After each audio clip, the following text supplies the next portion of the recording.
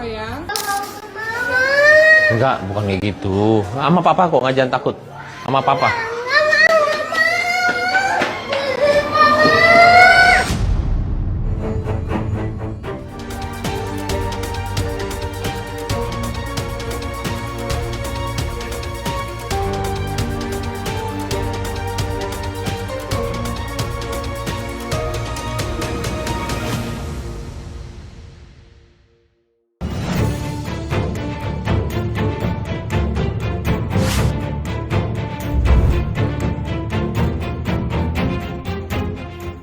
Pernikahan adalah sebuah komitmen antara dua pihak yang saling mencintai. Pernikahan yang bahagia adalah impian banyak orang yang saling merajut kasih. Tapi pernikahan tidak selalu berjalan mulus sesuai keinginan kita.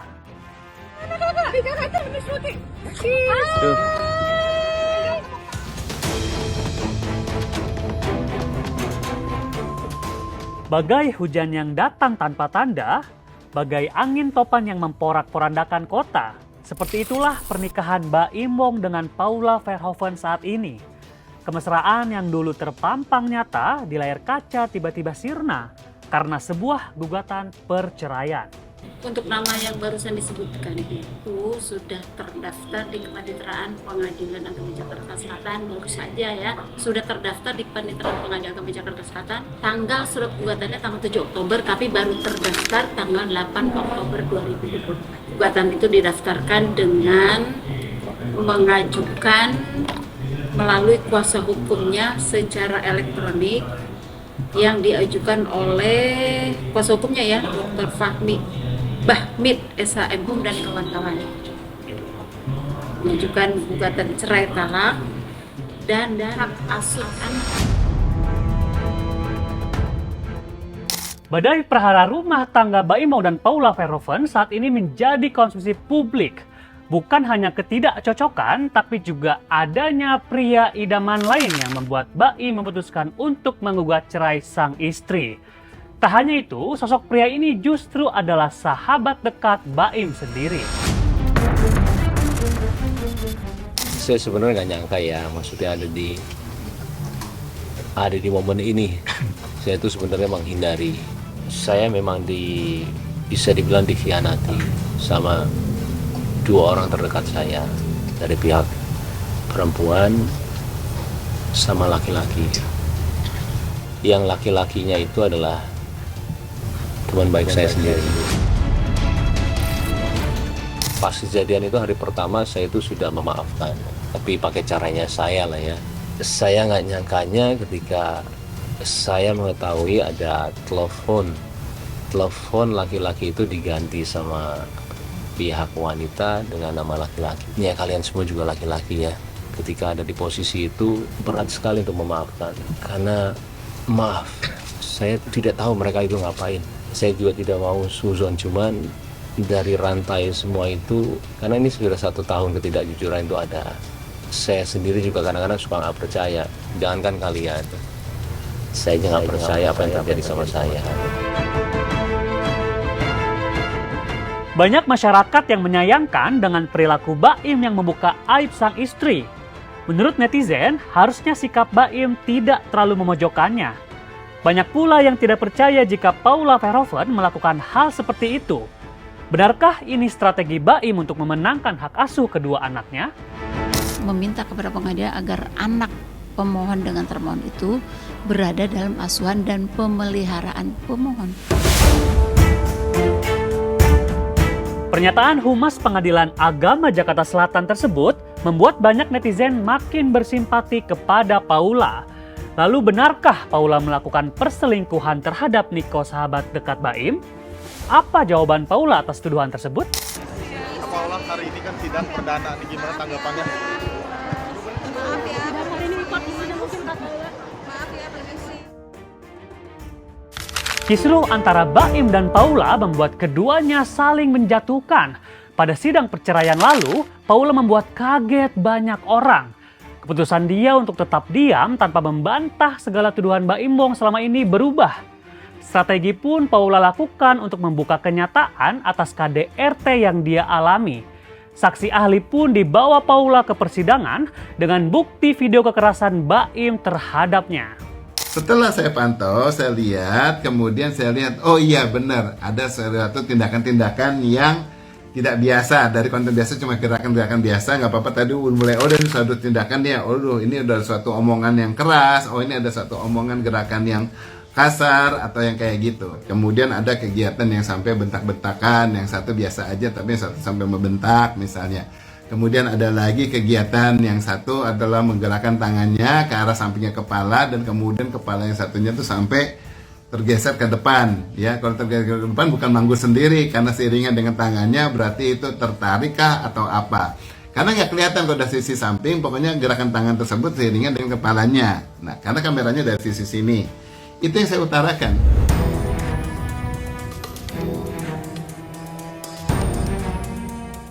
Sidang perceraian ini sudah memakan waktu hampir setengah tahun. Babak baru pun akhirnya terbuka, tapi kali ini target mereka adalah anak-anaknya. Tak hanya harta gono gini yang menjadi rebutan di setiap sidangan perceraian, namun hak asuh anak juga menjadi perdebatan menarik, apalagi di kehidupan selebriti seperti Paula dan Baim Wong. Ajang saling membongkar aib masing-masing menjadi konsumsi banyak masyarakat demi menarik simpatik agar terlihat pantas untuk mengasuh anak-anak mereka. Kehidupan romantis yang dulu disajikan ke depan publik berbalik menjadi ajang perseteruan siapa yang paling baik. Derai air mata Paula sebagai seorang ibu membuat banyak hati tersakiti. Hujatan netizen untuk Baim pun membanjiri media sosial hingga Baim disebut narcissistic disorder.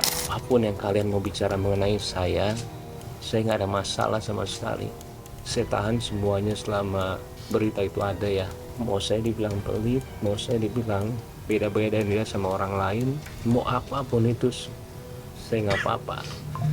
Saya cuma mikirin anak saya doang. Saya nggak mau mereka itu tahu masalah ini. Ketidakjujuran itu ada terus dan tambah sampai yang nggak ini sendiri ya, maksudnya nggak percaya. Saya tuh mau menyelesaikan secara baik-baik, cuma nggak bisa.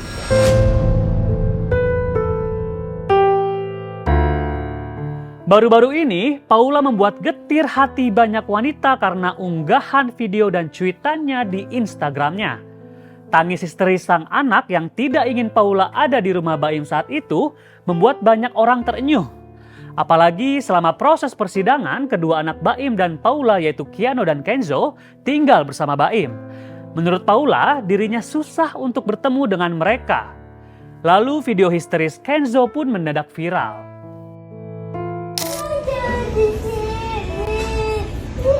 Nanti papa marah. Nanti mama dimarahin papa. Oh iya, enggak, papa tuh baik adek. Papa nggak marahin mama kok sayang. Hari ulang tahun anaknya pun Paula tidak dikabari jika anaknya membuat pesta ulang tahun pada saat itu. Paula datang ke rumah untuk memberikan hadiah tapi tidak ada satupun anaknya di rumah. Kita lagi mau surprisein Kenzo. Jam 12 siang aku mau surprisein Kenzo. Terus aku udah bawa mie ulang tahun. Mau makan bareng Kenzo. Mau kasih hadiah aja. Ini kenapa ada M&M's dan Pororo? Karena ini adalah sesuai request saya. Kita langsung lagi. Tadi dari pagi. Dari pagi kemana? Nggak tahu deh. Ini jam berapa acaranya Pak? Juga nggak tahu sih. Ini anaknya nggak ada ya? Anaknya nggak ada? Oh, dari pagi. Mau kasih di sini dulu.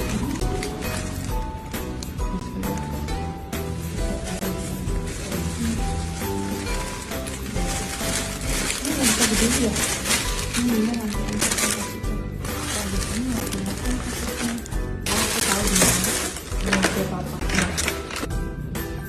Nanti mama datang lagi, Kenzo.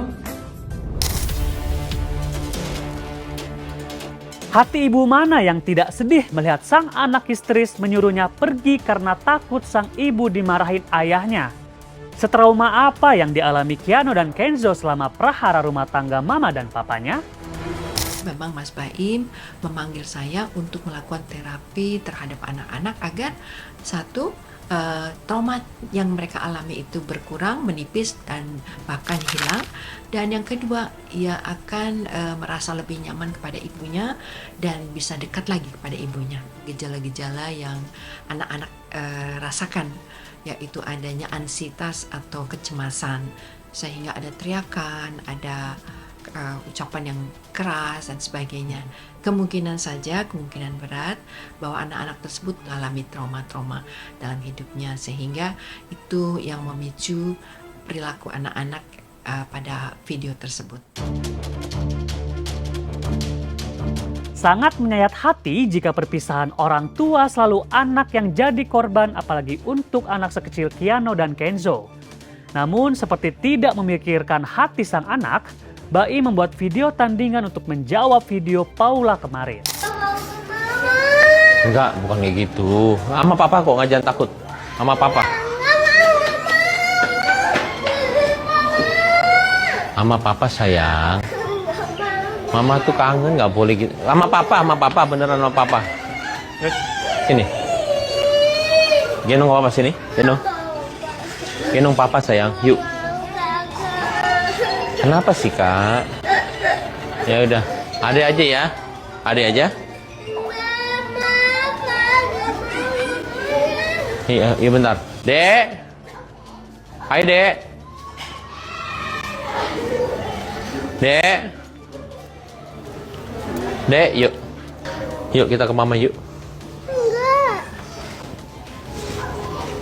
Yuk.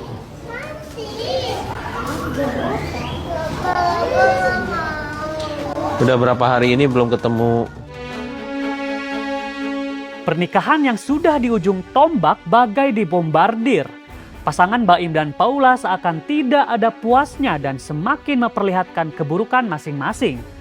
Perang pembuktian kepada masyarakat luas menjadi salah satu strategi demi mendapatkan anak-anak mereka.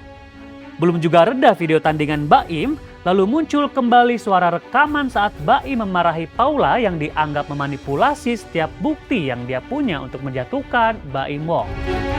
Pernikahan bukan ajang untuk mencari yang terbaik, tapi bagaimana kita untuk melakukan yang terbaik setiap harinya.